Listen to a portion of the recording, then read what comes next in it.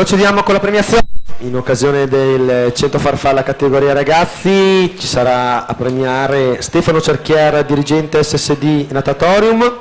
Al terzo posto in 59,35 per la Fondazione Bentegodi, Busetto Andreas.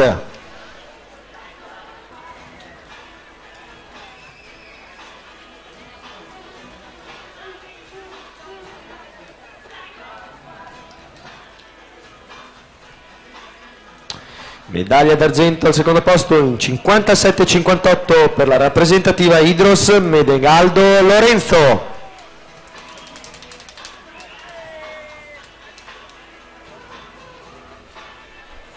Ed è medaglia d'oro, il nuovo record della manifestazione in 55,67 per la Leo Sport Cecon Thomas.